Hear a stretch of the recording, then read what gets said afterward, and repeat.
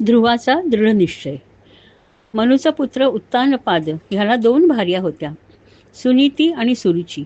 सुनीतीच्या पुत्राचे नाव ध्रुव होते आणि सुरुचीच्या पुत्राचे नाव उत्तम होते. सुनीती त्याची नावडती होती व सुरुची त्याची आवडती पत्नी होती. एक दिवस राजा उत्तानपाद आपला पुत्र उत्तम याच्याबरोबर बागेमध्ये उभा होता. थोड्या वेळाने त्याने उत्तमाला आपल्या मांडीवर घेतले व तो त्याचे लाड करू लागला. तेवढ्यात तिथे ध्रुव आला. त्यालाही आपल्या वडिलांच्या मांडीवर बसायचे होते, म्हणून तो वडिलांच्या मांडीवर चढू लागला. हे दृश्य सुरुचीने पाहिले. ती पटकन तिथे आली आणि तिने ध्रुवाला खेचून बाजूला केले आणि ती म्हणाली, तू जरी राजाचा पुत्र असलास तरी माझा पुत्र नाहीस, तेव्हा तुला राजाच्या मांडीवर बसण्याचा अधिकार नाही. तू अशक्य गोष्टीच्या मागे लागू नकोस. तू फार दुर्दैवी आहेस, कारण तू माझ्या पोटी जन्माला न येता सुनीतीच्या पोटी जन्माला आला आहेस. तुला जर तुझ्या वडिलांच्या मांडीवर बसायचे असेल तर देवाची प्रार्थना कर की पुढच्या जन्मी माझ्या पोटी पुत्र म्हणून जन्म घेशील. राजा हे सर्व ऐकत होता, परंतु सुरुचीच्या प्रेमात तो इतका आंधळा झाला होता की त्याने तिच्या बोलण्याला विरोध केला नाही. आपल्या सावत्राईचे हे निष्ठुर बोल ऐकून ध्रुव अत्यंत दुखावला गेला. आपल्या वडिलांचे मौन बघून दुखावलेल्या नागासारखा फुटकारत तो आपल्या मातेकडे निघून गेला आणि आईला मिठी मारून काहीही न बोलता तो जोरजोराने रडू लागला. तिथे हजर असलेल्या लोकांकडून तिला ध्रुवाच्या बाबतीत काय घडले याची माहिती मिळाली, परंतु रडण्याव्यतिरिक्त ती काहीच करू शकत नव्हती. तिला कितीही दुःख झाले असले तरी तिचा सद्गुणी स्वभाव ती विसरू शकत नव्हती. ती ध्रुवाला म्हणाली, हे बाळा, एक लक्षात ठेव, कुणी दुसऱ्याचं वाईट चिंतलं की ते त्याच्यावरच उलटतं. त्यामुळे कधीही दुसऱ्याचं वाईट चिंतू नये. राजाला मी आवडत नाही आणि अशी ही दुर्दैवी स्त्री तुझी आई आहे. सुरुची बोलली, हे सत्य आहे, कारण तू माझा पुत्र असल्यामुळे राजाच्या मांडीवर बसण्याचा तुला हक्क नाही. तिच्या बोलांनी तू दुःखी झालास, पण त्यामुळे तुझ्यात एक प्रकारची जिद्द येईल. नारायण, जे सर्व देवांचे देव आहेत, जे सर्व दुःखी जनांचा आधारस्तंभ आहेत, त्यांची प्रार्थना कर, त्यांच्या चरणाशी जा. ते नक्कीच तुझी प्रार्थना ऐकतील आणि तुझे सर्व दुःख दूर करतील. ह्याशिवाय मी कशी तुझी समजूत घालू. आपल्या मातेने केलेला उपदेश ध्रुवाला तंतोतंत पटला आणि तो आपल्या वडिलांचे नगर सोडून निघून गेला. कुठे जायचे, नारायणाची तपस्या कशी करायची त्याला काहीच माहीत नव्हतं. नारद मुनींना त्यांच्या योगाच्या सामर्थ्यावर ध्रुवाबद्दलची माहिती समजली. त्यांना त्यांच्या पूर्वजन्माची आठवण आली, जेव्हा ते एक छोटे बालक होते व नारायणाच्या शोधात भ्रमंती करत होते. त्यांनी विचार केला, हा लहान बालक आहे आणि त्याच्या सावत्र आईने त्याला दुखवले आहे, तेव्हा मला जाऊन त्याला मदत करायला हवी.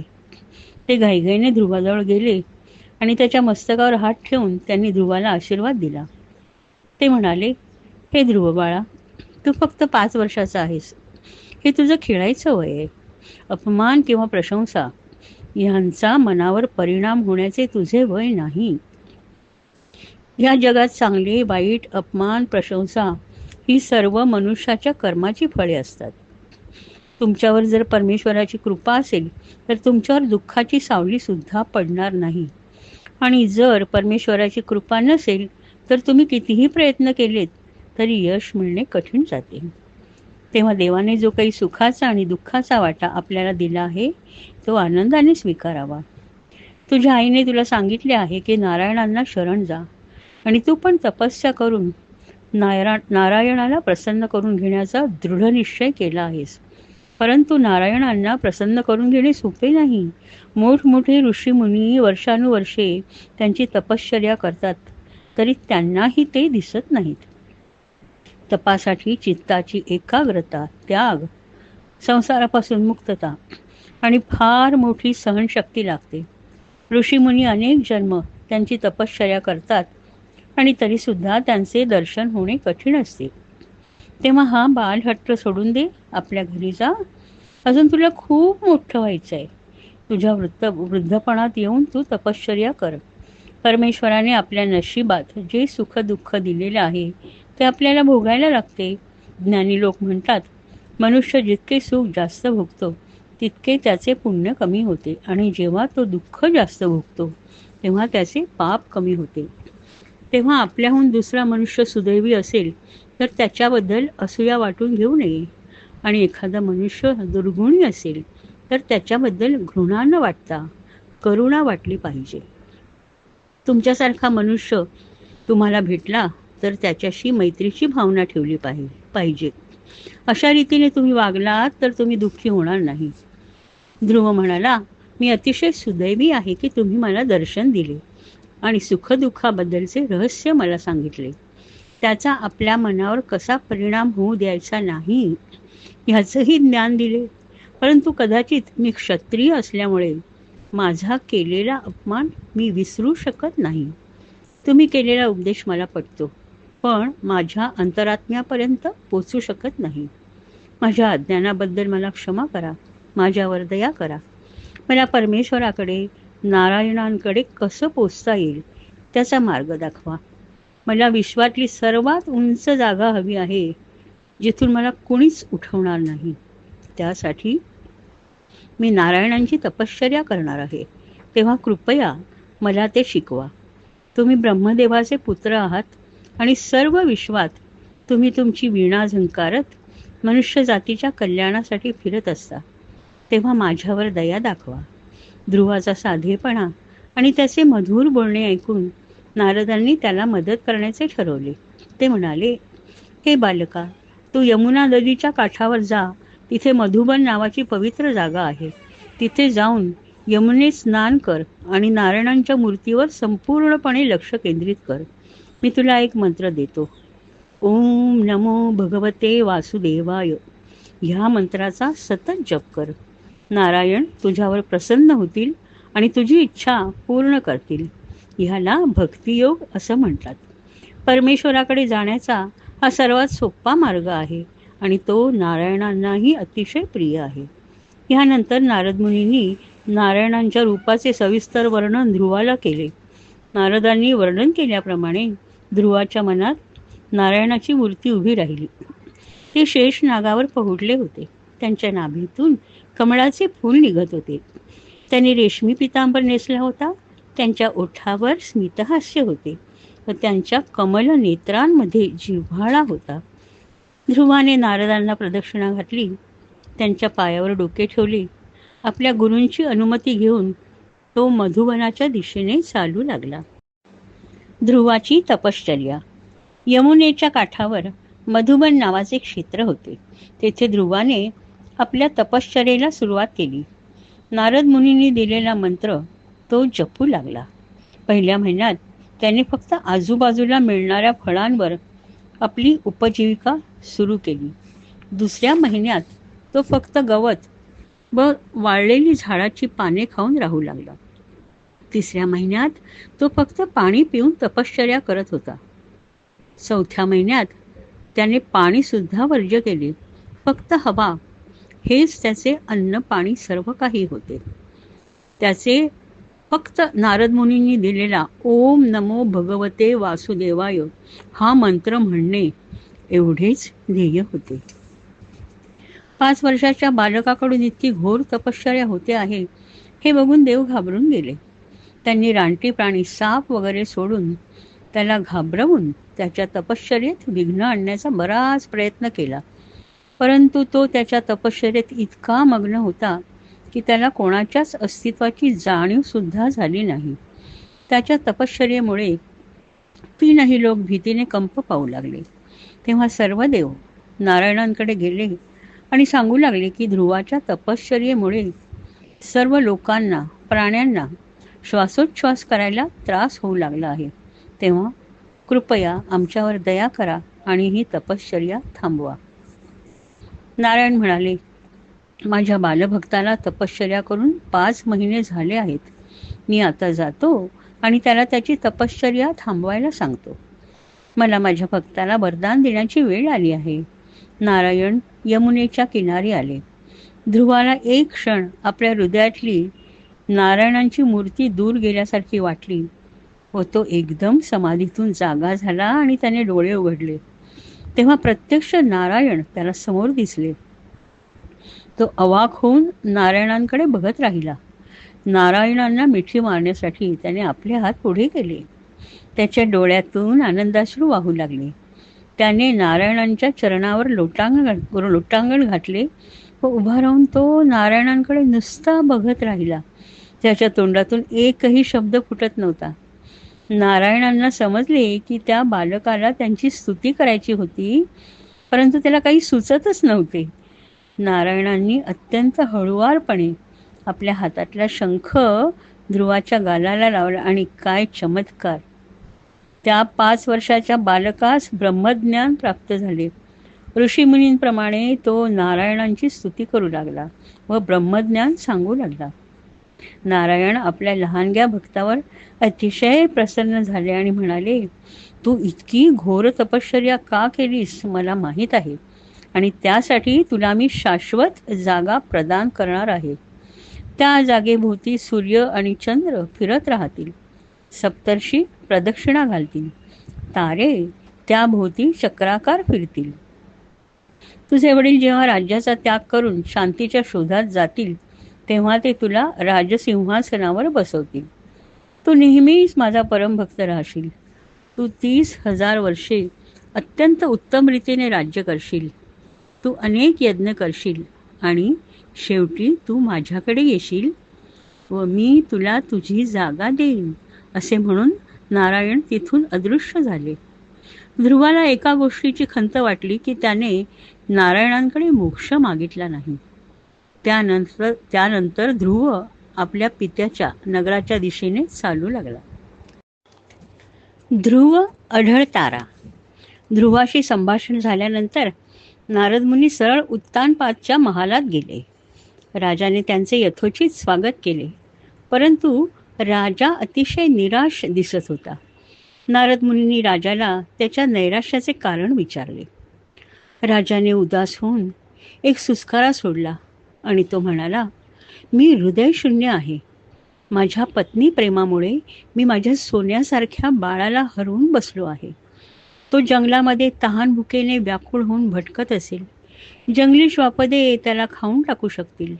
त्याला फक्त माझ्या मांडीवर बसायचे होते, परंतु माझ्या पत्नीने सुरुचीने त्याला त्यापासून वंचित केले आणि त्याच्याशी अतिशय दुष्ट वर्तन केले व पत्नी प्रेमाने आंधळा झालेला मी काहीच बोलू शकलो नाही.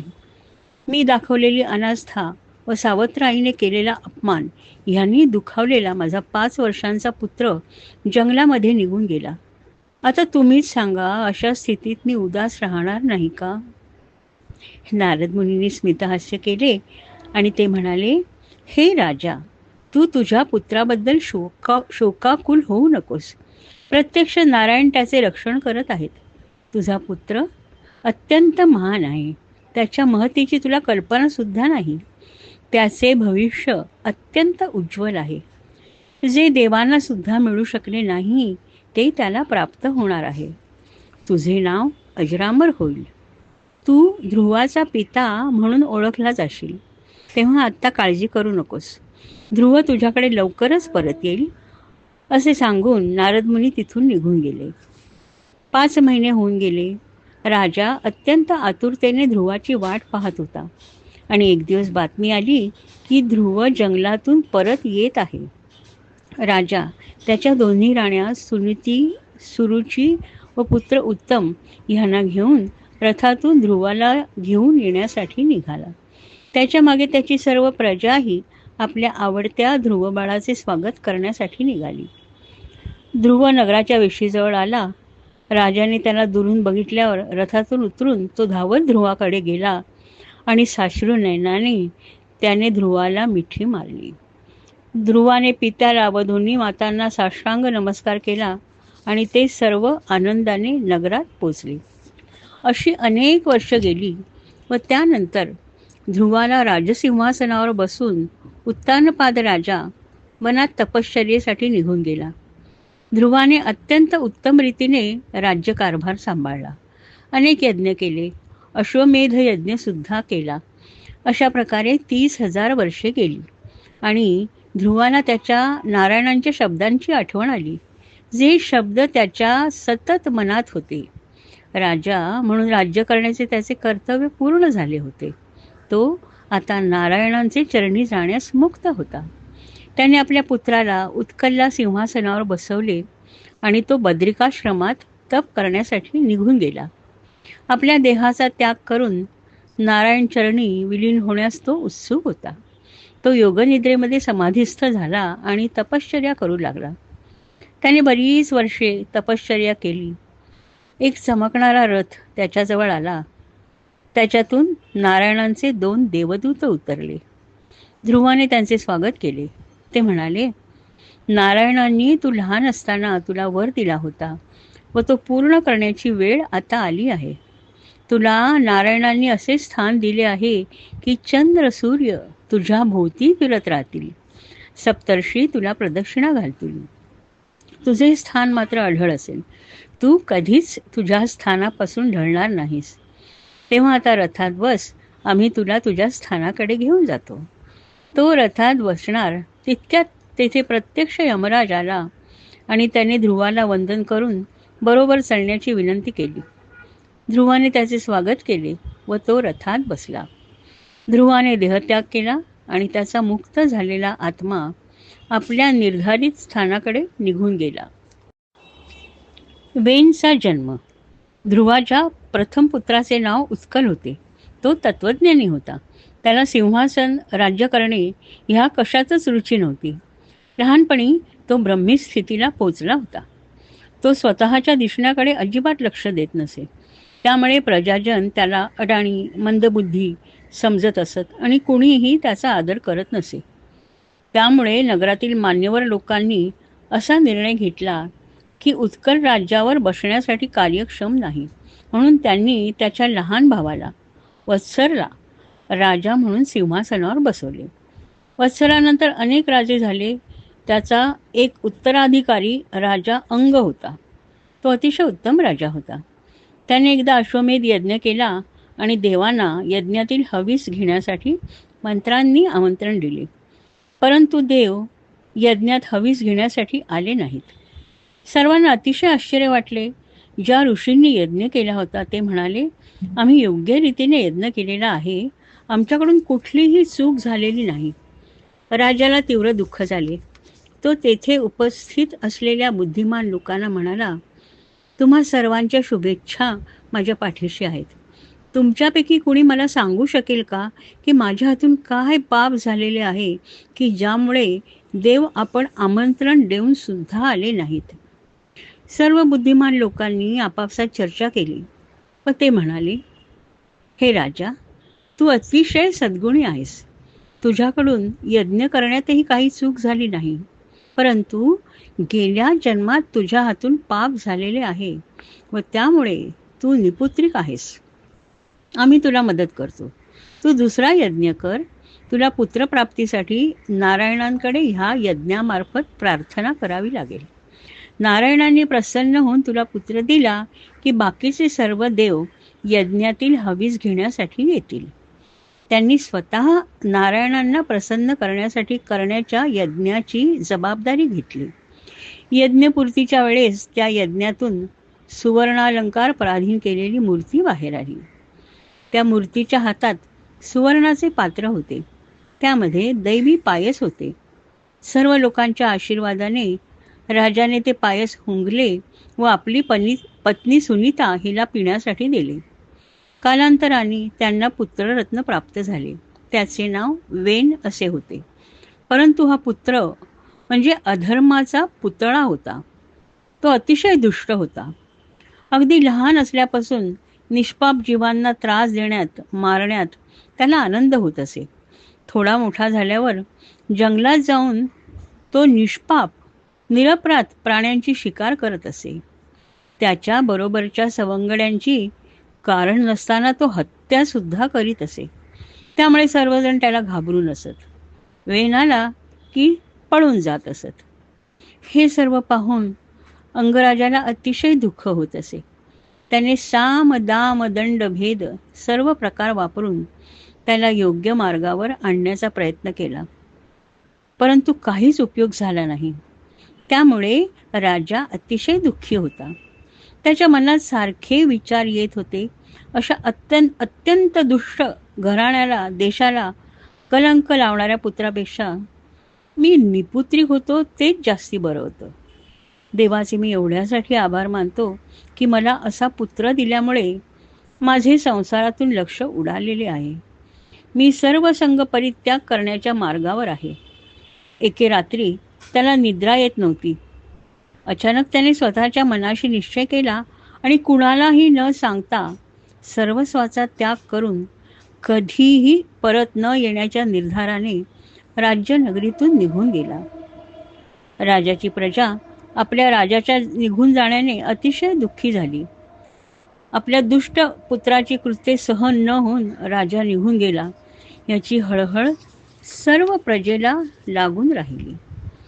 राजाचे मंत्री व बुद्धिवादी लोक ऋषींकडे त्यांचा सल्ला मागण्यासाठी गेले.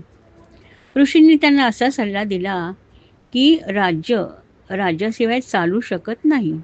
जरी तो योग्य नसेल तरीही तुम्हाला त्याला सिंहासनावर बसवावे लागेल. त्यामुळे शेवटी वेनला राजा म्हणून सिंहासनावर बसवले गेले. वेनाचा राज्यकारभार. वेन राज्यावर बसल्यावर सर्व प्रजेमध्ये त्याने दहशत निर्माण केली. त्याच्या वागणुकीत सुधारणा न होता तो जास्तीत जास्त दुष्टपणे आणि क्रूरपणे वागू लागला. सत्तेची नशा त्याच्या अंगात इतकी भिनली होती की तो सर्वांशी अतिशय उद्धटपणे वर्तन करत असे. वडीलधाऱ्या माणसांबद्दल त्याला अजिबात आदर नव्हता. तो त्यांचा अपमान करत असे. अतिशय उद्धट, क्रूर, निष्ठुर राजा म्हणून त्याची ख्याती सर्व ठिकाणी पोचली होती. त्याने आज्ञा दिली होती की होम यज्ञ करायला कुठेही परवानगी नाही. सर्व विद्वान मंडळी एकत्रित आली आणि ही अराजकता कशी थांबवावी ह्याचा विचार करू लागली. दिवसेंदिवस सर्व असह्य होऊ लागले. सर्वांपुढे विचित्र पेच प्रसंग उभा राहिला. जर असाच राज्यकारभार चालू राहिला तर प्रजेचे अत्यंत हाल होतील आणि राजाला राजसिंहासनावरून काढून टाकला तर राजा नसलेल्या प्रजेवर दरोडेखोर, लुटारू कुणीही हल्ले करतील. त्यामुळे राजाचे सर्व मंत्री अतिशय हवालदिल झाले. कोणीतरी त्याच्याशी गंभीरपणे बोलून त्याला त्याच्या कर्तव्याची जाणीव करून दिली पाहिजे असं त्यांना वाटलं व म्हणून ऋषींकडे जाऊन त्यांचा सल्ला घ्यावा असे त्यांनी ठरवले आणि त्याप्रमाणे ते ऋषींकडे गेले. ऋषींनी त्यांच्या विनंतीला मान्यता दिली आणि ते राजाकडे आले. आपला सर्व क्रोध दडपून त्यांनी अत्यंत मृदू आणि सौम्य शब्दात वेनला उपदेश करण्यास सुरुवात केली. हे राजा, आम्ही काय सांगतो ते शांत चित्ताने ऐक. तुझे जीवन, तुझे ऐश्वर्य, तुझे नाव सर्वच धोक्यात आलेले आहे. धर्माचे शुद्ध मनाने आचरण केले की मनुष्याला महत्त्व प्राप्त होते, परंतु तू हा जो अधर्म चालवला आहेस तो तुझ्यासाठी आणि तुझ्या देशासाठी घातक आहे. प्रजेचे रक्षण करणे व त्यांना सुखी ठेवणे हाच खरा राजधर्म आहे. तो तू अंमलात न आणता उलट त्यांना त्रास देत आहेस. तू यज्ञयाग सर्व बंद करून देवांचाही अपमान केला आहेस.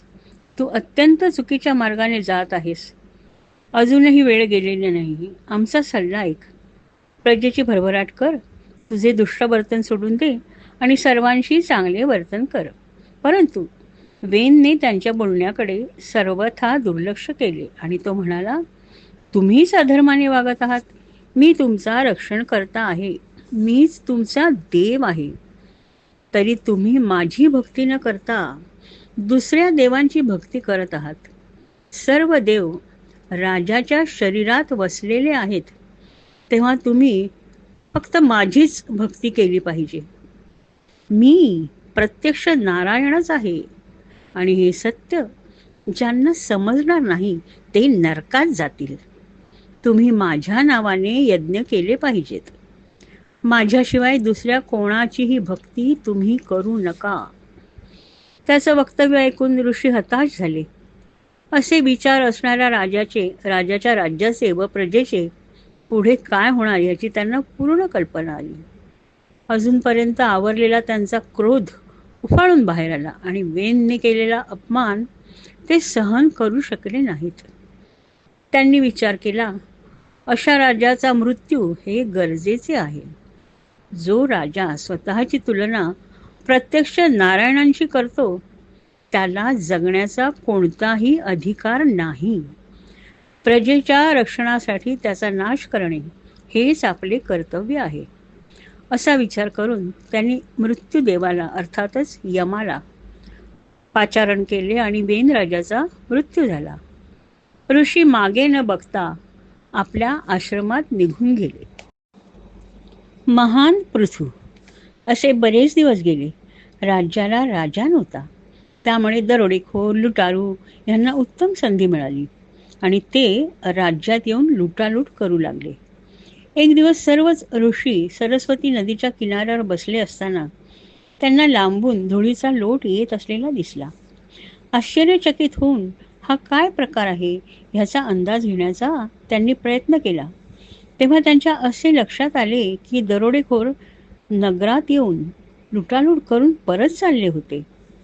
तेव्हा त्यांच्या लक्षात आले की राजाशिवाय राज्य असणे ही अत्यंत धोकादायक स्थिती आहे आणि ह्याला बहुतांशी ते जबाबदार होते. त्यांनी विचार केला, ह्या दुर्दैवी प्रजेला वाचवण्यासाठी काहीतरी करणे अत्यंत जरुरीचे होते.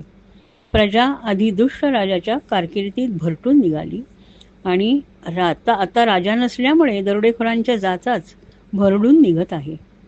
ऋषींनी बराच विचार विनिमय केला आणि त्यांच्या लक्षात आलं, वेनची आई सुनीता हिचे आपल्या पुत्रावर अत्यंत प्रेम होते व त्यामुळे त्याचे मृत शरीर तिने औषधी वनस्पती वापरून संरक्षित केले होते. सर्व ऋषी सुनीताकडे गेले आणि त्या मृत शरीराची तिच्याकडे मागणी केली. सुनीताने त्यांच्या मागणीला होकार दिला. त्यानंतर ऋषींनी त्या मृत शरीराची मांडी घुसळून काढली. तेव्हा त्यातून एक अत्यंत काळा कुरूप बालक बाहेर आला. तो वेनच्या शरीरातील दुष्ट मनुष्य होता. ह्या बालकाचे नाव निषाद असे ठेवले आणि त्याचे जे वंशज होते त्यांना निषादवंशी असे म्हणतात. त्यानंतर ऋषींनी त्या मृत शरीराचा उजवा हात व नंतर डावा हात घुसळायला सुरुवात केली. त्या दोन्ही हातांमधून एक पुरुष आणि एक स्त्री जन्माला आली. ते नारायण व लक्ष्मीचे अवतार होते. ऋषींना त्यांना पाहून अत्यंत आनंद झाला. त्यांनी त्या पुरुषाचे नाव पृथू ठेवले आणि स्त्रीचे नाव अर्ची ठेवले. ऋषी म्हणाले, हे दोघे पती पत्नी होतील आणि हा अत्यंत थोर राजा होईल. आपल्या प्रजेची तो मुलाप्रमाणे काळजी घेईल. ब्रह्मदेव व इतर अनेक देव स्वर्गातून पृथूचा जन्म समारंभ साजरा करण्यासाठी अवतरले. पृथूचा जन्म म्हणजे मोठा आनंदोत्सव होता. स्वर्गातून मधुर संगीत ऐकू येऊ लागले. देवांनी फुले उधळली. ब्रह्मदेवाने बाळाचा हात पाहिला. त्यावर चक्राचे निशाण होते व पायावर कमळाचे. ब्रह्मदेव म्हणाले, हा विष्णूचा अवतार आहे. विश्वाचे रक्षण करण्यासाठी विष्णूने जन्म घेतला आहे. पृथू राजसिंहासनावर बसण्यासाठी योग्य वयाचा झाल्यावर त्याचा राज्याभिषेक करण्यात आला. सर्वांनी त्याच्यासाठी मौल्यवान भेटी आणल्या. सागर, नदी, पर्वत, आकाश, पृथ्वी आणि पृथ्वीवरील सर्व जीवांनी भेटी आणल्या. त्याला व अर्चीला सिंहासनावर बसवून पवित्र नद्यांच्या जलांनी त्यांच्यावर अभिषेक करण्यात आला. गंधर्व राजा कुबेर ह्याने त्याच्यासाठी रत्नजडित आसन आणले. वरुणाने शुभ्र धवल छत्र आणले. वायूने चामर आणले. धर्माने फुलांची माला, इंद्राने मुकुट आणि यमाने राजदंड दिला. ब्रह्मदेवांनी वेतांनी संरक्षित केलेले चिलखत दिले, तर सरस्वतीने मौल्यवान मोत्यांची माला दिली. नारायणांनी त्याला चक्र दिले आणि लक्ष्मीने अपरंपार संपत्ती दिली. शंकरांनी त्याला तलवार दिली व पार्वतीने ढाल दिली. चंद्राने त्याला उमद्या पांढऱ्या घोड्यांचा रथ दिला. अग्नीने त्याला धनुष्य दिले आणि सूर्याने त्याच्या किरणांसारखे बाण दिले. पृथ्वीने त्याला अशा पादुका दिल्या की ज्या परिधान केल्यावर त्याला हवं तिथे जाता येईल. ऋषींनी त्याला आपले शुभाशीर्वाद दिले. समुद्राने आपल्या जलातून त्याच्यासाठी शंख निर्माण केला. नद्यांनी त्याला जेव्हा नदीपलीकडे जावयाचे असेल तेव्हा मार्ग करून देण्याचे वचन दिले. अनेक लोकांनी त्याचे गुणगान करण्यास सुरुवात केली, परंतु तो अत्यंत विनयशील होता. तो म्हणाला, मी अजून काहीच केलेले नाही, तेव्हा माझे गुणगान न करता परमेश्वराची स्तुती करा. माझ्याहून कितीतरी स्तुत्य व्यक्ती इथे आहेत, त्यांची स्तुती करा. मला उत्तम राजा म्हणून सिद्ध करून दाखवल्यावर तुम्ही माझी स्तुती करा. असे म्हणणारा पृथू हा फार महान होता आणि म्हणूनच ऋषींनी त्याचे नाव महान पृथू म्हणजे विश्वाचा रक्षणकर्ता असे ठेवले. पृथूचा क्रोध. पृथू सिंहासनावर बसून राजा झाला. विश्वाचा रक्षणकर्ता म्हणून सर्व देवांनी त्याचा गौरव केला आणि त्यानेही प्रजेला सुखी करण्याचा पण केला. परंतु हे सर्व फार कठीण होते. त्याच्या प्रजेतील माणसे अतिशय अशक्त आणि बारीक झाली होती. ती कुपोषित होती. त्यांच्याकडे खायला अन्न नव्हते. भुकेने त्यांना काम करणे शक्य नव्हते. ते राजाकडे येऊन विनवणी करू लागले, हे राजा, तू आमचा रक्षण करता आहेस, तू आम्हाला धान्य दे. पृथूने त्यावर गंभीर विचार केला आणि त्याच्या लक्षात आले की धरणी मातेने सर्व चांगली बीजे गिळून टाकली आहेत आणि ती त्यांना वाढून देत नाही. पृथूला धरणी मातेचा अत्यंत राग आला व तिला शिक्षा देण्याचे त्याने ठरविले. त्याने त्याचे दिव्य धनुष्य घेतले आणि तिला शिक्षा देण्यासाठी तिच्यावर बाण सोडला. तेव्हा ती अतिशय घाबरली. तिने गायीचे रूप धारण केले आणि ती सैरा वैरा धावू लागली. अतिशय संतापलेला पृथू तिचा पाठलाग करू लागला. ती डोंगर, दऱ्या, घनदाट जंगले जिथे दिसेल तिथे धावू लागली. परंतु मागे बघितल्यावर धनुष्यबाण घेतलेला पृथ्वीराजा तिला दिसत होता. शेवटी आपले रक्षण आता कुणीच करू शकणार नाही या विचाराने ती पृथ्वीराजाला शरण गेली आणि म्हणू लागली, तू सदाचरणी राजा आहेस, तूच माझे रक्षण कर. तू माझा नाश केलास तर तुझे राज्य तू कुठे प्रस्थापित करशील? पृथूचा राग अजून शांत झाला नव्हता. तो म्हणाला, हे माते, तुझ्याकडून अक्षम्य गुन्हा झालेला आहे. तुला यज्ञातील हवीस मिळालेला आहे, परंतु तू तुझ्या कर्तव्यात चुकली आहेस. तू आम्हाला अन्न देत नाहीस. तू रोज गवत खातेस पण दूध देत नाहीस. तू अतिशय स्वार्थी आहेस.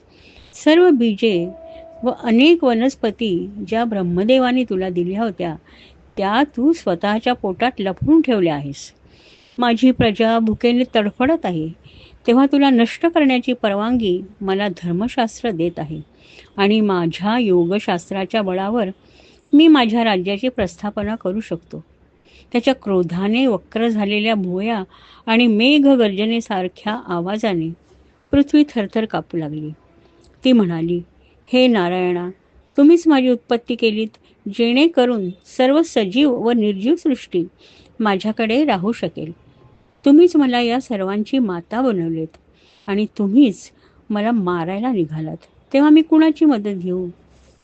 मला जेव्हा पाताळात समुद्राच्या तळाशी नेऊन ठेवले होते तेव्हा वराह अवतार घेऊन हिरण्याक्षाला मारून तुम्ही मला समुद्र तळातून घेऊन आलात व माझी प्रस्थापना केलीत.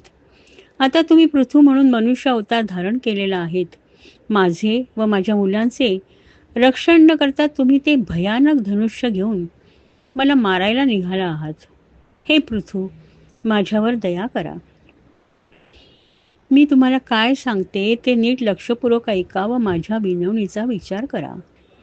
मधमाशी जशी वेगवेगळ्या फुलांवर बसून थोडा थोडा मध गोळा करते आणि नंतर सर्व मध एकत्र करून मोठे पोळे बनवते, विद्वान माणसे देखील वेगवेगळ्या ज्ञानी माणसांकडून ज्ञान मिळवतात.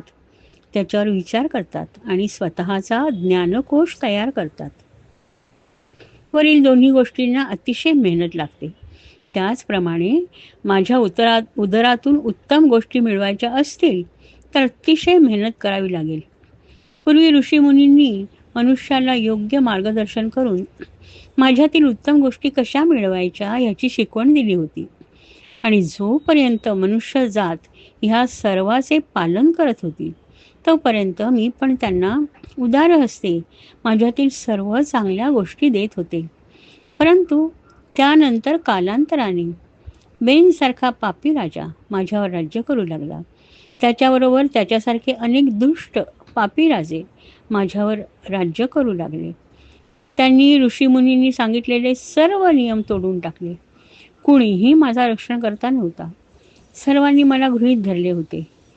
तेव्हाच मी ठरवून टाकले की ब्रह्मदेवांनी मला जी मौल्यवान बीजे व वनस्पती दिल्या आहेत त्या वापरण्यास मनुष्य जात लायक नाही. आणि मी ते सर्व गिळून टाकले आणि माझ्या उदरात लपवून ठेवले. माझ्या पृष्ठभागावर ते उगू शकणार नाहीत. आणि आता माझ्याकडून उत्तम गोष्टी हव्या असतील तर तुला तुझे सर्व कौशल्य वापरून माझ्याकडून त्या मिळवाव्या लागतील. मला एक वासरू दे की ज्याच्यामुळे मी दूध देऊ शकेन. एक उत्तम पात्र मिळव ज्यामध्ये दूध ठेवता येईल. एक योग्य व्यक्ती शोध जो माझे दूध काढू शकेल. माझा बाह्य भाग सपाट बनव जेणेकरून स्वर्गातून पडलेला पर्जन्य वाहून न जाता माझ्यात झिरपू शकेल. पृथू धरणी मातेच्या बोलण्याचा विचार करू लागला आणि ते त्याला पटू लागलं. त्याने आपल्या हातातील धनुष्यबाण खाली ठेवला आणि तो तिला म्हणाला, देवी, तुझे म्हणणे बरोबर आहे. तुझ्यातून उत्तमोत्तम वस्तू कशा मिळवायच्या हे आता माझे काम आहे. मनुष्याने नांगरणी करून बीजांची पेरणी केली पाहिजे. स्वर्गातून योग्य ऋतूमध्ये योग्य प्रमाणात पर्जन्यवृष्टी झाली पाहिजे तरच उत्तम पिके येऊ शकतील. मी या सर्वांसाठी प्रयत्न करीन. दुष्ट राजांनी तुला गृहीत धरून तुझ्या सहनशक्तीचा अंत पाहिला. परंतु तू दुःख करू नकोस. मी सर्व गोष्टी व्यवस्थित मार्गाला लावीन. असे म्हणून पृथ्वीराजाने धरणी मातेला वंदन केले. धरणी मातेचा खजिना. बराच काळ विचार विनिमय केल्यावर पृथ्वीने मनूला वासरू बनवले आणि तो स्वतः गवळी झाला. त्याने दुग्धरूपाने तिच्या उदरातील सर्व वनस्पती व बीजे मिळवली. त्यानंतर त्याने सर्वांना सांगितले की ज्याला जे हवे असेल ते धरणी माता देईल. फक्त त्यासाठी योग्य वासरू, योग्य गवळी आणि योग्य पात्र हवे. विद्वानांनी तिच्याकडून ज्ञान संपादन केले. ऋषींनी बृहस्पतीला वासरू बनवून तिच्याकडून वेद मिळवले. देवांनी इंद्राला वासरू बनवले व सोन्याच्या पात्रात मनाची शक्ती, शारीरिक शक्ती, तेजस्वी पण मिळवले. दानवांनी प्रल्हादाला वासरू बनवले आणि लोखंडाच्या भांड्यात सुरा व आसव ह्या मदिरा मिळवल्या. गंधर्व व अप्सरांनी कमळांना पात्र बनवले. विश्ववसूला वासरू केले व संगीत आणि काव्य प्राप्त केले. सर्पांनी तक्षकाला वासरू बनवले आणि विष मिळवले. गायींनी बैलाला वासरू बनवले व भरपूर गवत चारा मिळवला. वृक्षांनी पिंपळाला वासरू बनवले व वृक्षातील जीवनरस मिळवला. पर्वतांनी हिमावनला वासरू बनवले आणि अनेक मौल्यवान वस्तू मिळवल्या. पृथ्वीच्या सांगण्याप्रमाणे प्रत्येकाने आपल्याला हवी असलेली वस्तू मिळवली व हे करताना प्रत्येकाने आपल्या गटातील सर्वश्रेष्ठाला वासरू बनवले. धरणी मातेचे औदार्य आणि तिने दिलेल्या भेटवस्तूंमुळे पृथ्वीराजा अतिशय आनंदी झाला. त्याने तिला आपली कन्या मानले. तेव्हापासून तिला पृथ्वी हे नाव प्राप्त झाले. पृथ्वीने आपल्या धनुष्याच्या टोकाने पर्वतांचा वरील भाग तोडून खड्ड्यांमध्ये भरला आणि पृथ्वीला सपाट बनवली. तो पहिला असा राजा होता की त्याने प्रजेची हृदये जिंकली. सर्व प्रजा त्याच्यावर अतिशय लुब्ध झाली. ती प्रजा वेणच्या राज्यात भरडून निघाली होती. हीच प्रजा पृथ्वीच्या राज्यात सुखा समाधानाने जीवन कंठू लागली. 99 अश्वमेध यज्ञ. सरस्वती नदी व दृषद्वती नदी यांच्या संगमावर ब्रह्मवर्त नावाची अतिशय पवित्र जागा आहे. राजा पृथूने या ब्रह्मवर्तावर 100 अश्वमेध यज्ञ करण्याचे ठरवले. पृथूचा हा निर्णय ऐकून सर्वांना अतिशय आनंद झाला. पृथ्वीने गायीचे रूप धारण केले व यज्ञासाठी लागणारे नैवेद्याचे सामान, दूध, दही, लोणी वगैरे यज्ञशाळेत आणले. नद्यांनी आपले मधुर जल आणले. समुद्राने मौल्यवान रत्ने आणली. पर्वतांनी खाद्यपदार्थ आणले. सर्व पाहुण्यांनी पृथ्वीराजासाठी भेटवस्तू आणल्या. ब्रह्मा, विष्णू, महेश या त्रिमूर्ती, अनेक थोर ऋषी, स्वर्गातून गंधर्व, अप्सरा इत्यादी अनेक जण यज्ञशाळेत उपस्थित होते. 99 यज्ञ पूर्ण झाले. इंद्राने 100 अश्वमेध यज्ञ पूर्ण केले होते. तेव्हा त्याचे नाव शतक्रतू असे ठेवले गेले आणि त्याला इंद्रपद मिळाले होते. पृथ्वीराजाचे 100 अश्वमेध पूर्ण झाल्यावर आपले इंद्रपद जाईल अशी भीती इंद्राला वाटू लागली. त्याचप्रमाणे पृथ्वीच्या लोकप्रियतेबद्दल त्याला असूया वाटू लागली आणि त्यामुळे 100व्या यज्ञात विघ्न आणण्याचे त्याने ठरवले. यज्ञविधी चालू असताना त्याने पाखंडीचा वेश धारण केला आणि अश्वमेधाच्या घोड्याला पळवून नेले. त्याचे वेषांतर एवढे हुबेहूब होते की तो सर्वांना साधू वाटला. पृथूचा पुत्र चोराच्या मागे जाऊन घोडा मिळवून आणण्यासाठी तयार झाला. तो जात असताना त्याला अत्री ऋषी भेटले. त्यांनी इंद्र घोडा घेऊन जाताना त्याला दाखवला. तो घाईघाईने चोराच्या मागे धावू लागला. परंतु तो जवळ गेल्यावर त्याला भगवी वस्त्रे परिधान केलेला व पिंजारलेल्या केसांचा एक भिकारी दिसला. राजपुत्राला वाटले तो चुकून चोर समजून संन्याशाच्या मागे धावत होता. परंतु अत्री ऋषींनी त्याला सांगितले की इंद्रच तुमचा घोडा घेऊन गेला आहे, तेव्हा इंद्राचा वध कर आणि तो घोडा मिळव. राजपुत्राने त्या संन्याशाची विनवणी केली तेव्हा इंद्राने तो घोडा तिथेच ठेवला आणि तो अदृश्य झाला. अतिशय आनंदाने राजपुत्र तो अश्व घेऊनच यज्ञशाळेमध्ये हजर झाला. त्याचा तो पराक्रम पाहून सर्वांनी एक मताने त्याला विजिताश्व नाव दिले. यज्ञाला सुरुवात होणार तेवढ्यात इंद्राने नवीन युक्ती लढवायला सुरुवात केली. यज्ञशाळेमध्ये खूप अंधार दाटून आला आणि त्या अंधाराचा फायदा घेऊन इंद्राने सोन्याच्या साखळीसह अश्वाचे अपहरण केले. विजिताश्व शोधायला गेला की तो संन्याशाचा वेश घेत असे आणि त्याला फसवत असे. ह्या इंद्राच्या युक्त्यांचा लोकांवर वाईट परिणाम होऊ लागला. खरे संत किंवा संन्यासी कोण व खोटे कोण ह्याबद्दल लोकांच्या मनात संभ्रम निर्माण होऊ लागला. हे सर्व पाहिल्यानंतर पृथ्वीराजा अत्यंत क्रोधित झाला. त्याने आपले धनुष्यबाण उचलले. परंतु यज्ञ करणाऱ्या पुरोहितांनी त्याला थांबवले आणि ते म्हणाले, हे राजा, तू यज्ञाचा यजमान आहेस, तेव्हा तुला कुणाचीही हत्या करण्याची परवानगी नाही.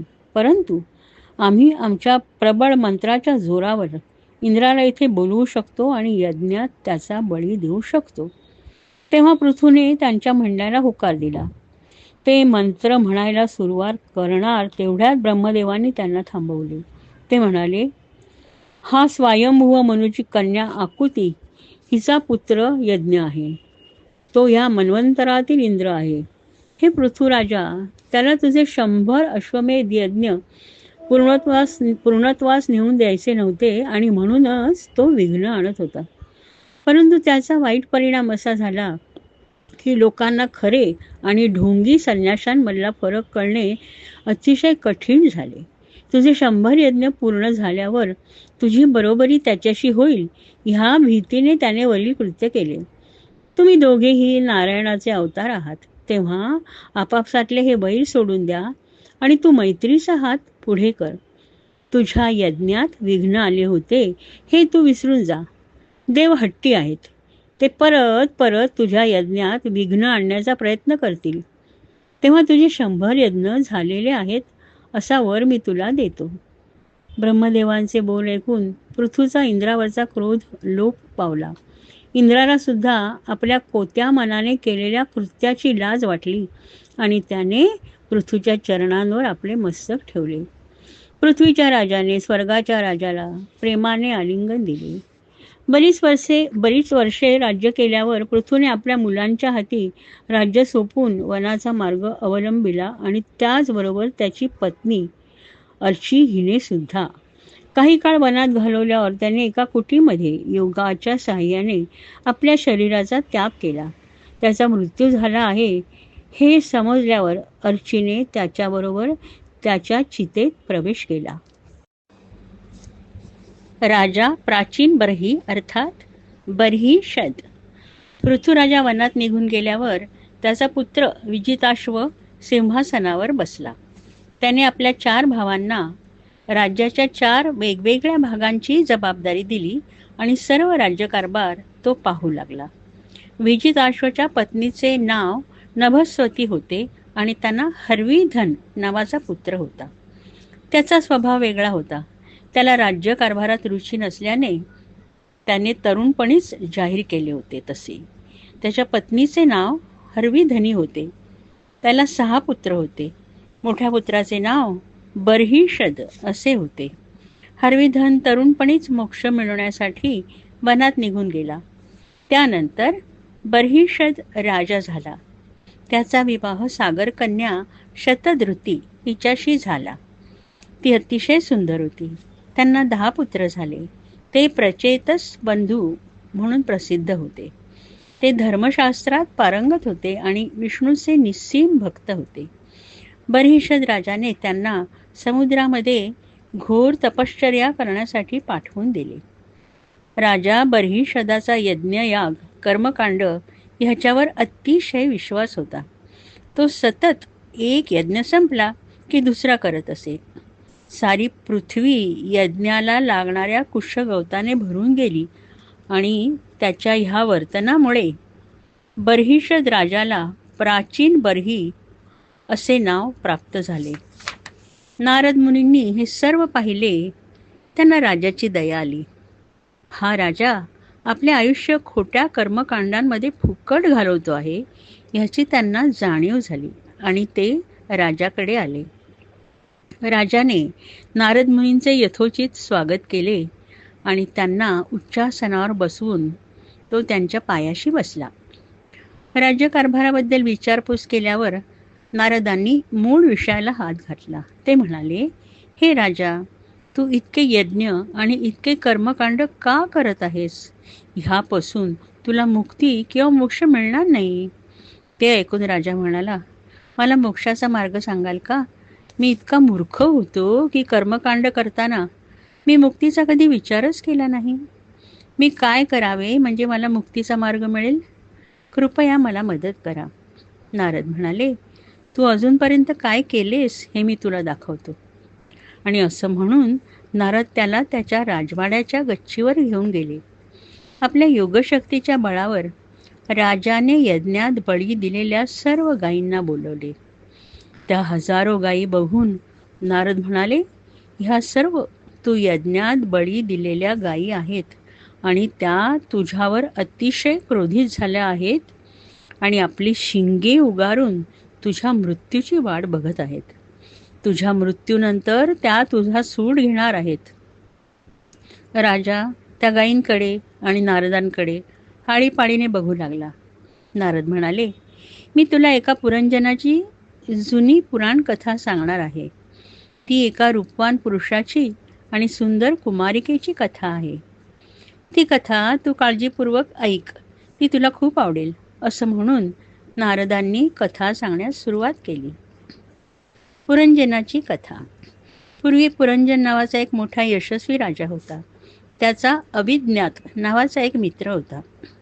तो काय करत असे, कसा वागत असे याची कुणालाच कल्पना नसे, म्हणून त्याला अविज्ञात हे नाव पडले होते. ते दोघे नेहमी बरोबर असत. काही काळानंतर पुरंजन थोडा अस्वस्थ झाला. त्याच्या मित्राने त्याला धोक्याची सूचना देऊन सुद्धा तो आपले राज्य सोडून दुसऱ्या नगराच्या शोधात निघून गेला.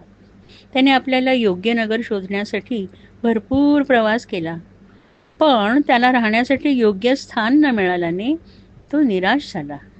एकदा हिमालयाच्या दक्षिणेकडे त्याला एक नगर दिसले. ते अतिशय सुंदर होते. त्याला 9 दरवाजे होते आणि नगराभोवती तटबंदी होती. नगरामध्ये सुंदर बगीचे, झरे ठिकठिकाणी दिसत होते. नगरातील घरेही अतिशय रेखीव होती. त्यांच्यावर सोने, चांदी ह्यांचे कोरीव काम केलेले होते. अनेक मौल्यवान रत्नांचाही उपयोग केला होता. तेथे मोठमोठे बाजार होते. त्या नगराचे नाव भोगवती असे होते. नगराच्या बाजूला अतिशय सुंदर बगीचा होता आणि त्यामध्ये मोठे सरोवर होते. त्याच्या अवतीभोवती सुंदर फुलझाडे होती. त्यांचा मधुर गंध सगळीकडे दरवळत होता. पक्ष्यांचा गोड किलबिलाट ऐकू येत होता. भ्रमरांचा मधुर गुंजारव कानावर पडत होता. ती जागा अतिशय सुंदर आणि रमणीय होती. पुरंजर सर्व ठिकाणी फिरून त्याचे सौंदर्य आत्मसात करीत होता. अचानक त्याला एक अत्यंत सुंदर स्त्री दिसली. ती जणू स्वर्गातील अप्सराच होती. पुरंजन अवाक होऊन तिच्याकडे पाहत राहिला. तिच्याबरोबर अनेक सेवक होते. 10 मुख्य सेवक होते आणि प्रत्येकाला 100 बायका होत्या.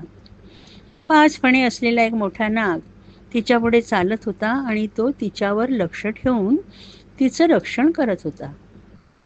पुरंजनाने परत तिच्याकडे दृष्टी वळवली. तेव्हा तिने लज्जेने आपली मान खाली घातली. तिच्या ओठांवर स्मितहास्य होते. पुरंजनाने तिला विचारले, तू कोण आहेस? तू कुणाची कन्या आहेस? तू इतकी सुंदर आहेस की जणू स्वर्गातील अप्सराच भूतलावर उतरल्याचा भास मला होत आहे. मी तुझ्या सौंदर्याचा गुलाम झालो आहे. तू माझ्याशी विवाह करून माझी पत्नी होशील का? तुझ्याबरोबर असलेले हे 10 सेवक कोण आहेत? त्यांच्या बरोबरच्या प्रत्येकी 100 बायका कोण आहेत? हा मोठा सर्प कोण आहे? मला तर काहीच कळेनासे झाले आहे. तेव्हा तू मला हे सर्व कथन कर. तिने त्याच्याकडे पाहिले आणि स्मितहास्य करून म्हणाली, मी कोण आहे मलाच माहीत नाही. माझ्या कर्त्याला मी ओळखत नाही. हे नगर कुणी बांधले हे सुद्धा मला माहीत नाही. हे नगर माझे आहे आणि मी इथे राहते इतकंच मला माहीत आहे. हे 10 माझे मित्र आहेत आणि त्यांच्याबरोबरच्या बायका माझ्या सख्या आहेत. हा 5 फणे असलेला नाग माझे आणि ह्या नगराचे रक्षण करतो. मी भाग्यवान आहे की तू माझ्याकडे आलास. तू सुखाच्या शोधात निघाला आहेस. मी आणि माझे हे सर्व मित्रमैत्रिणी मिळून तुझ्या सर्व इच्छा पूर्ण करू. तू ह्या नगराचा राजा हो. मी सतत तुझ्याजवळ असेन. तू 100 वर्षे इथे आनंदाने राहू शकतोस. माझा पती होण्यास तू एकदम योग्य आहेस. तुला फक्त सुख हवे आहे. तू उद्याचा विचार करत नाहीस की मृत्यूचाही विचार करत नाहीस. मला अशीच माणसे आवडतात. तू वर्तमानात जगतोस आणि त्यातच समाधान मानतोस. स्त्री पुरुषांच्या प्रेमा इतकी आनंदाची गोष्ट दुसरी कुठलीच नाही. तू माझ्यावर खूप प्रेम कर आणि मीही तुझ्यावर खूप प्रेम करीन. आपण ह्या भोगवती नगरीमध्ये दुसरा कसलाही विचार न करता आनंदाने राहू. पुरंजनाचे आनंदी सहजीवन. पुरंजनाच्या पत्नीचे नाव पुरंजनी होते. ते दोघे 9 द्वारे असलेल्या नगरीमध्ये आनंदाने राहत होते. ते त्या नगरीच्या अंतःपुरात राहत होते आणि तो सतत तिच्या जवळ असे. एक क्षण सुद्धा तो तिच्यापासून दूर जात नसे. ती जे जे करी ते तो सर्व करीत असे. तिला भूक लागली की त्याला पण लागत असे. तिला तहान लागली की त्याला पण तहान लागत असे. ती अश्रू ढाळू लागली की त्याच्या डोळ्यातनं अश्रू येत. तिच्या चेहऱ्यावर हास्य आले की त्यालाही हसू येत असे. तिचे शब्द हा बोलत असे. ती जे ऐकत असे तेच ह्यालाही ऐकू येत असे. थोडक्यात त्याला स्वतःचे अस्तित्व राहिले नव्हते. त्याचे अस्तित्व तिच्यात पूर्णपणे मिसळून गेले होते. असेच दिवस जात होते. पुरंजनाला काळाचा विसर पडला होता. त्यांना मुले झाली. तीही मोठी होऊ लागली. त्याचे वय आता 50 वर्षाचे झाले होते. तो, त्याची पत्नी व मुले ह्यांच्या प्रेमात अकंठ बुडाला होता. रीतिरिवाजाप्रमाणे तो यज्ञयाग वगैरे करत तर होता, परंतु पत्नी बरोबर रममाण होण्यात त्याला अत्यंत आनंद होत असे. आपण हळूहळू वृद्धत्वाकडे जात आहोत ह्या गोष्टीचा त्याला पूर्णपणे विसर पडला. परंतु घडणारी गोष्ट घडलीच. वृद्धत्वाने त्याच्या शरीराचा ताबा घेतला. चंडवेग नावाचा एक गंधर्व राजा होता. त्याचे 360 बलवान सेवक होते. त्यांना 360 बायका होत्या. सेवक शुक्लवर्णीय होते आणि बायका कृष्णवर्णीय होत्या. चंडवेगाने भोगवती नगरीवर हल्ला करण्याचे ठरवले. आपले सेवक आणि त्यांच्या बायकांच्या मदतीने त्याने भोगवती नगरीला सर्व बाजूंनी घेरून टाकले. आता त्याला सर्व नगरी नष्ट करायची होती. 5 फण्यांचा प्रजागर सर्पनगरीचा रक्षण करता होता. तो अतिशय पराक्रमाने लढत असून सुद्धा त्या 720 सैनिकांबरोबर त्याचा निभाव लागत नव्हता. ह्या जोरदार आक्रमणामुळे पुरंजनला अतिशय मानसिक दुःख झाले. खरं तर हा हल्ला बरीच वर्षे चालू होता, परंतु तो जाणून बुजून त्याकडे दुर्लक्ष करत होता. आता सुद्धा या हल्ल्याची तीव्रता कळून तो तिकडे दुर्लक्ष करत होता. चंडवेगाला जरा नावाची एक कन्या होती. दुर्दैवाने ती कुरूप होती, त्यामुळे कुणीही तिला आपल्या जवळ येऊ देत नसे. ती वराच्या शोधात हिंडत असताना तिला तरुण नारद मुनी दिसले. ती त्यांच्या प्रेमात पडली. तिने आपल्याशी विवाह करण्याची विनंती नारदांना केली, परंतु नारदांनी त्या विनंतीचा अस्वीकार केला. तेव्हा तिने रागावून त्यांना सर्व विश्वात भ्रमंती करत राहण्याचा आणि स्वतःसाठी एकही जागा नसण्याचा शाप दिला. जरा पुन्हा वराच्या शोधात फिरू लागली. ती यमनेश्वर अर्थात मृत्यू ह्याच्याकडे गेली व आपला स्वीकार करावा म्हणून विनवणी करू लागली. यवनेश्वराला तिची दया आली. तो म्हणाला, मी स्पष्ट बोलतो म्हणून तू रागवू नकोस. तू कुरूप आहेस, त्यामुळे तू कोणालाही नको आहेस. तू कुणाचं चांगलं करत नाहीस, त्यामुळे माणसं तुझ्यापासून दूर पळतात. ह्याला एकच उपाय आहे. तू विचारल्यावर कुणीही तुझा स्वीकार करणार नाही. तेव्हा तू त्यांच्या नकळत त्यांच्याजवळ जा. मग बघ, सर्व जग तुझा गुलाम बनेल. तू घाबरू नकोस, मी तुझ्याबरोबर असेन. माझा भाऊ प्रज्वर आणि मी सतत तुझ्याबरोबर असू. आजपासून तू माझी बहीण आहेस. आपण तिघे मिळून प्रवास करू. आपण मनुष्याच्या दृष्टीत अदृश्य असू आणि जेव्हा त्याचे लक्ष नसेल तेव्हा प्रज्वर त्याच्या शरीरात प्रवेश करेल आणि बाकीचे सर्व मी बघेन. अशा रीतीने त्या तिघांचा प्रवास सुरू झाला. सर्वांचा नाश कसा करायचा हे त्यांनी ठरवले होते. भय नावाचे त्याचे सैनिक होते. प्रवास करत असताना ते भोगवती नगरीजवळ आले. प्रजागर नावाचा वृद्ध सर्प त्या नगरीचे रक्षण करत होता. त्या तिघांनी ठरवलं, हीच हल्ला करण्याची योग्य वेळ आहे. पुरंजनाला काहीही कल्पना नसताना जराने त्याच्या शरीरात प्रवेश केला. तिच्या शरीराचा पूर्ण ताबा घेतला आणि तो काहीच करू शकला नाही. मृत्यूचे सैनिक यवन ह्यांनी त्या नगरीवर सर्व बाजूंनी हल्ला केला. पुरंजनाला खूप वेदना होऊ लागल्या. त्याच्या सर्व शरीराचा जरेने ताबा घेतला आणि त्याची नगरी चंडवेगाने पादाक्रांत केली. त्याच्याकडे सर्वजण दुर्लक्ष करू लागले. त्याची पत्नी, त्याची मुलंही त्याच्याकडे दुर्लक्ष करू लागली. त्याची नगरी त्याच्या डोळ्यांसमोर नष्ट होऊ लागली. प्रज्वर त्याच्याकडे येऊ लागला व त्याबरोबर भयही येऊ लागली. पुरंजन पूर्णपणे हतबल झाला. प्रजागर नगरीचा रक्षण करताही आता अशक्त झाला होता. तो या शत्रूंबरोबर लढाई करण्यात असमर्थ ठरत होता. एखाद्या वृक्षाला आग लागल्यावर त्याच्या आश्रयाला असलेला सर्प जसा त्या वृक्षापासून दूर जाण्याचा प्रयत्न करतो, तसंच पुरंजनालाही भोगवती नगरीतून पळून जावेसे वाटू लागले. तो हताश होऊन रडू लागला. प्रजागराने नगरी सोडून जावे असे त्याला वाटत नव्हते. काय करावे त्याला काहीच सुचत नव्हते. तो असा खोल विचारात असताना मृत्यूने पुरंजनावरती घाला घातला आणि भोगवती नगरी पूर्णपणे नष्ट झाली. नावाखेरीज तिच्यामध्ये काहीच राहिले नाही.